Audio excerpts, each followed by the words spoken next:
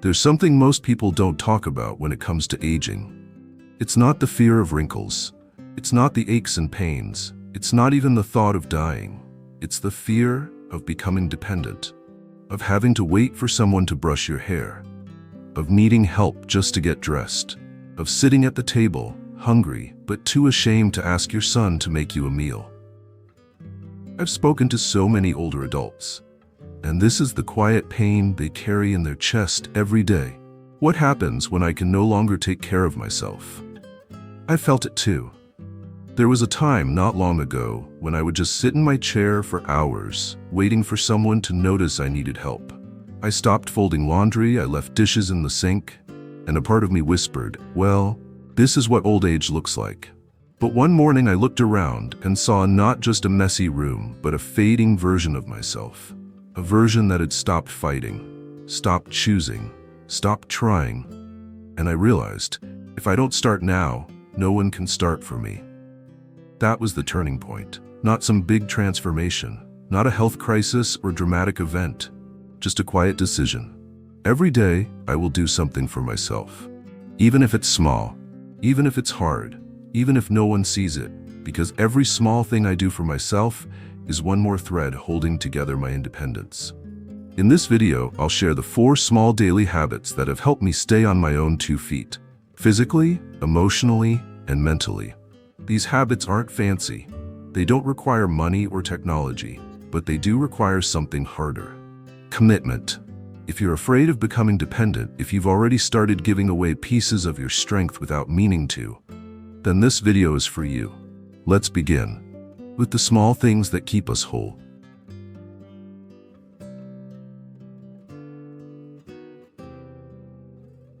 The first daily habit that helps me stay independent is this.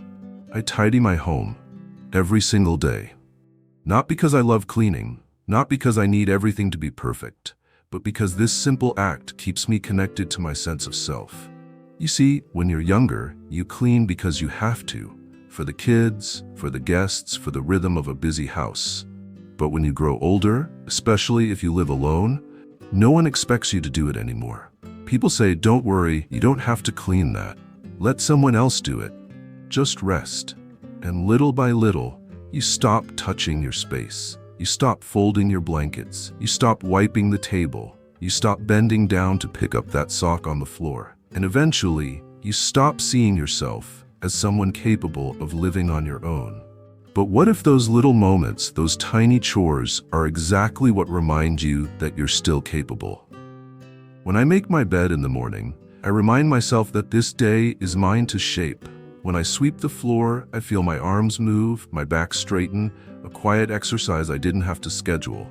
When I tidy up the dishes, I tell my brain, I'm still taking care of myself. I'm not done yet. And let me tell you something, as a person who has worked with many older adults, mess doesn't just build up on the floor. It builds up in the mind, in the form of fog, fatigue, forgetfulness, sadness. And one of the most powerful ways to push back against that fog is to reclaim the space you live in. Not all at once, not with pressure or perfection, but with steady presence. Today it might just be making your bed. Tomorrow, maybe it's organizing a drawer or wiping down your table after breakfast, not because it has to be spotless, but because you still can. That phrase, I still can, is the beginning of every act of independence. So no, I don't clean to impress anyone.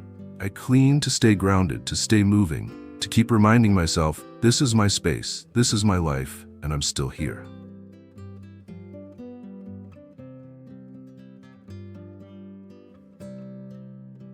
The second small habit that helps me stay independent is one that many people take for granted.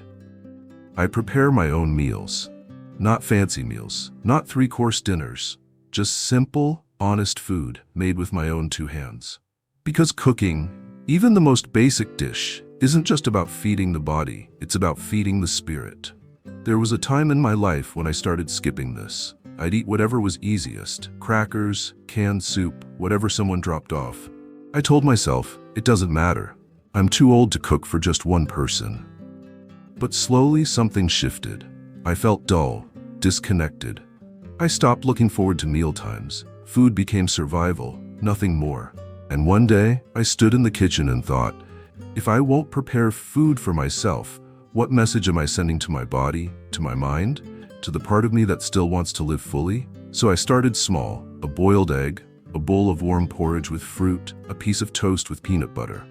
Not because it was hard, but because it meant I was still showing up for myself.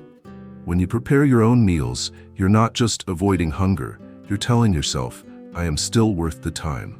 I am still worth the effort. You also keep your senses alive, smelling the herbs, touching the vegetables, tasting what you made. These are the little things that make us human, that keep the brain active, that remind the nervous system, I'm engaged, I'm awake, I'm choosing. And here's something I've learned from experience. When you stop choosing what you eat, you often stop choosing in other areas of life too.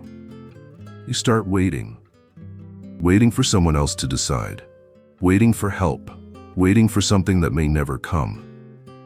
But when you prepare a meal, no matter how small, you reclaim that power. You say, I don't need someone to serve me, I can still serve myself. And that is dignity. So if you haven't cooked for yourself in a while, start today. Even if it's just warming a bowl of soup, even if it's slicing an apple, do it with care, for yourself, by yourself, because you still can. And that simple truth, it can change everything.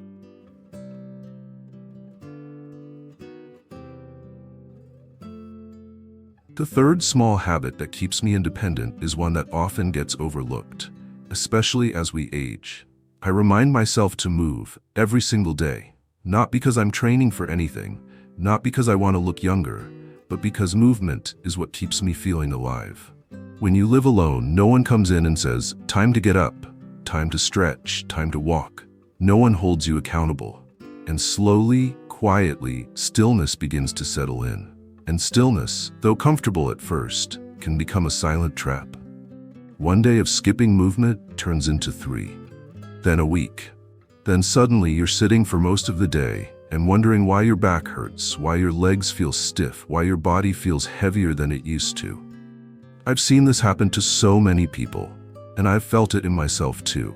That's why now I make it a point, a non-negotiable part of my routine, to move my body every single day. It doesn't have to be a full workout. Sometimes it's walking back and forth across the living room. Sometimes it's sweeping the porch or reaching up to water a hanging plant. Sometimes it's standing up and rolling my shoulders or lifting my knees while brushing my teeth. It doesn't have to be complicated. It just has to be consistent. Because the body forgets what we stop using, and when we stop moving, we send it the message, you're not needed anymore. But I need my body. I need it to stay strong, even if just strong enough to carry groceries, to step into the shower safely, to rise from my favorite chair without fear. Movement isn't just about muscle, it's about trust. When I move, I rebuild trust with my body. I tell it, I haven't given up on you, let's keep going. And here's the beautiful part. The more I move, the more I want to move. It becomes something I look forward to. Not as a task, but as a celebration of what I can still do. So if you've been still for too long, please don't judge yourself. Just stand up, take one step, stretch one arm, and let that be enough for today. Because each step, no matter how small, is a step away from dependency and a step back toward freedom.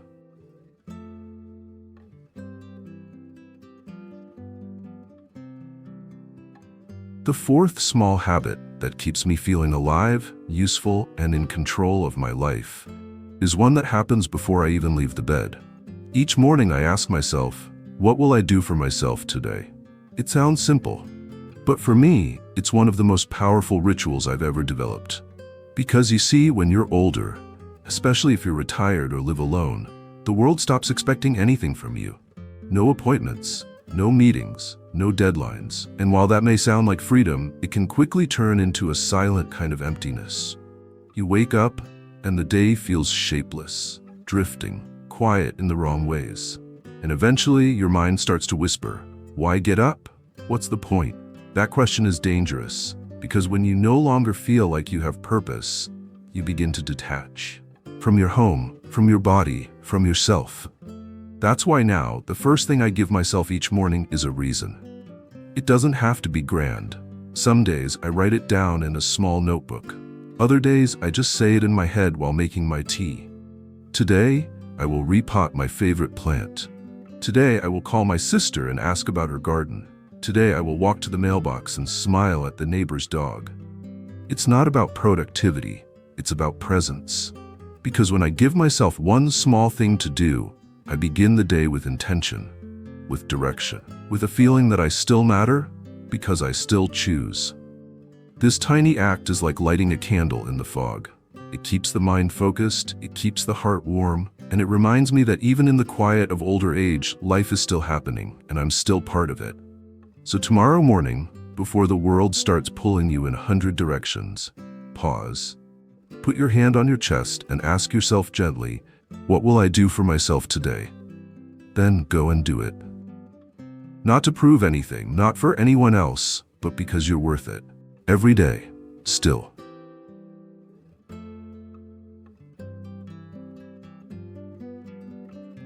These 4 tiny habits may not look like much to the outside world. Cleaning a room, making a simple meal, taking a few mindful steps, asking yourself one question in the morning. But for me, they are everything. They are the thread that holds me together. They are how I remind myself day after day that I'm still in control of my life. Not because I'm strong every moment, not because I don't feel fear or fatigue, but because I choose every single day to show up for myself. And I believe you can do the same. No matter your age, no matter how long you've been still, no matter how much you've depended on others lately, you can start reclaiming little pieces of your strength, one habit at a time. You don't need permission. You don't need to wait until you feel ready. You don't even need to do them perfectly. You just need to remember that you're still capable of caring for yourself, still capable of choosing, still capable of living with quiet pride. So today I invite you to take one of these habits and make it yours. Pick one drawer to tidy, boil one egg for yourself, stretch your arms slowly, ask yourself gently, what can I do for myself today? And when you do, you'll feel it. That little spark of independence, that quiet sense of I'm okay, I'm still here.